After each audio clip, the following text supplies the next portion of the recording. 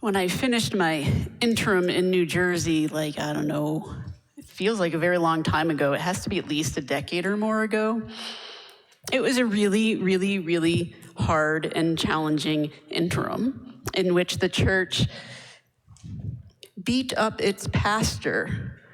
But we finally got through it, and they got to a good place, but it left me depleted and hurting and needing a sabbatical. And so friends of mine had a house in Taos, and they said, we know interims don't actually ever get paid to do sabbaticals, so just come to Taos, New Mexico, stay in our house. We're leaving in January. You can have it till September. And I was like, what a gift. So off I went to Taos, New Mexico, and I arrived, and they left. And so there I was, alone, in a really gorgeous house on a really gorgeous land, but with no community. And I hadn't really realized what it would be like to be in New Mexico that I love and adore and had fallen in love in and yearned to live in and so wanted to be there without community. And so I sat for a day really just feeling what it felt like to not have community to be with. And the next morning, I woke up and there was a magpie standing, staring in the glass door, just staring at me. And it would not stop staring at me. And I just was like, what do you want? And then it was like, I want food. And I went, okay. I had all these nuts for my trip across the country. I don't know what magpie ate, but I just gave it a few cashews and almonds, and it was happy as can be. And guess what happened the next day? It came back and it stared at me. And I was like, here's some more. And then I started to Google, like, what a magpie eat, because I'm going to be out of nuts and seeds and stuff that I think birds are okay eating. And I learned that magpie, this is really bizarre, but that magpie eat really good dog food that doesn't have any filler in it. And so off I went, and I found at Sid's, the organic grocery store, I found bulk dog food that you could just buy like a couple of cups full. And then I started putting it out there and I would go out and I would sit on a chair and just drop some food for the magpie, and it would get closer and closer to me, and we became friends. And then, as magpie do, because they have a fantastic community, it brought its friends to introduce to me. And I was like, okay, we're going to give some more dog food for more magpies. And then whenever I would go for a walk, the magpies would follow me through the desert to make sure that I was alert to anything that could be danger. And they began to protect me like I was part of their community. And they began to attend to me as they would other magpies. And as it came into the spring, they built nests on the land, and they began to raise their families, and they began to bring their neighbors' families. And by the time I was done with my sabbatical, I think there was like 60 magpie that I was feeding on a daily basis. And I'm fairly sure that my friends were not happy when they came back next January, because they came back to 60 magpie going, where did that human who was part of our family and caring for us, and we were caring for her, where did she go? Because, when my sabbatical was done, off I went back east to find my next position. But in that time when I needed to be attended to, and I didn't know how to attend or who was going to attend, God brought to me magpie. Just these beautiful beings who, once you become part of their community, you are part of their community. And so when I arrived here, guess who has been showing up around my house and attending to me again and being present when I have needed to just be with something and talk about something. There's Magpie just outside in the trees, wherever. They just sort of show up like, hey, we're here. We're your friends. We were your friends in Taos. We took care of you, and now you're back. And it is so important that we attend to each other as community. And this is a thing that I feel like we need to relearn in some ways here at First Plymouth. You have been in liminality for 6 years, and you have had a lot that you have to address and that you have to think about, and you have that budget gap, and you have all of these big discerning questions, and you have shifted from attending to each other in community to advocating for your positions. To saying, this is what we need to do. We need to either sell the building or we need to keep the building. And the more that you had, as a community, have advocated, the farther and farther and farther you have gotten away from each other, so that you are now in mostly two groups, one who wants to keep the building and figure out how to keep it and stay here, and one who wants to sell the building and move to a new location, whatever that may look like. And there's this big gap where you are not attending to each other as community.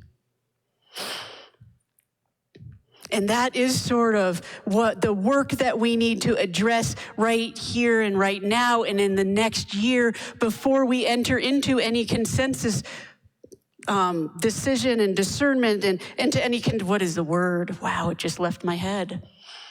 Process. Into any consensus process, we need to attend to one another and think of ourselves as the tribe that the magpie thought of me and included me as. We need to begin to be that sentinel who looks out and says, oh, wait a minute, this is a danger here, don't go there, you're going to end up getting hurt. We need to be the magpie who bring their friends in and introduce their friends to each and every one of us. We need to sit together and begin to build that trust again, so that the magpie can get closer and the more that you build the trust with a wild animal, the closer and closer that they can get. The more peaceful you are, the more compassion you have, the more joy you have, the more love you have in your body, the more that the wild animals, the magpies, or whatever you're working with, they will come closer and closer because they will feel safer. And we need to do that amongst our community, where we begin again to build love, to build compassion, to seek justice together, to listen deeply and more deeply and more deeply. And when we think we've listened deeply enough, to go to the next layer and listen even deeper, to hold each other in our grief. There is this moment in Taos when I was on sabbatical where the ravens raided the magpie's nest. And it was really, really, really sad. And my heart broke for that mama. But this amazing thing happened. All 16 pairs, 8 pairs, 16 magpie who had built nests on that road showed up and grieved with that mama. They were present for hours, just grieving together at the loss of these beautiful babies that were about to be born, that the raven took away. We need to attend to our grief. There is a lot of grief that has happened over the past 20 plus years that First Plymouth needs to attend to. The various different declines, the programs that aren't going the way we would like to see them going, the things we have had to release that we wish we didn't. For some of us, the shrinking of our Sunday school program, the hope for families to come, we need to tend to that grief so that something new can come forth, so that then we can attend in joy to what is going to be and become, and to what our future can look like. And it is gentle work. It is sacred work. It is humbling work. And it is hard work. Advocating sometimes can be much easier work because we can, with our brain, say, this is what we need to do, let's go do it. Attending is much harder because it expects and it requires that you are in your heart, not in your intellect, that you have to follow what the Spirit, what heart wants you to do so that you are present. It isn't about your brain, it is about your heart, it is about how Spirit is present here amongst us, and that is a hard thing to do. And there is a lot that we need to do to attend to each other. And I hope that in the next year, we can spend some time deep in prayer, deep in listening, deep in conversation, so that we can begin to explore, we need to stay in this building, to begin to think and explore, wow, what is it like to think about selling and leaving? What is it that is so important that I need to hear and be present with and be okay with in that? And those who are like, we need to sell the building, this is the only way out of our situation, I invite you to attend to what would it take to stay here? What is so important about this building that it is hard to conceive leaving?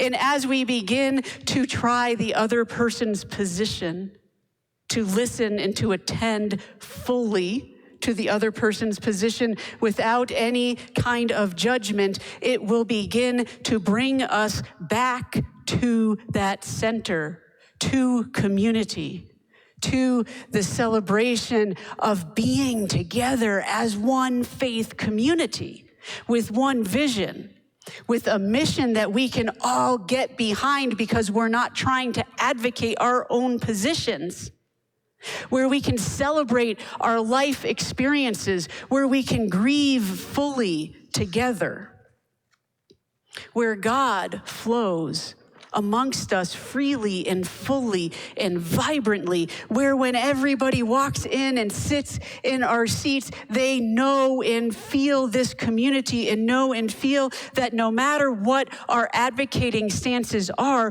our attending is deep and love, and nothing, no division can divide us and tear us apart. We are committed to being one church.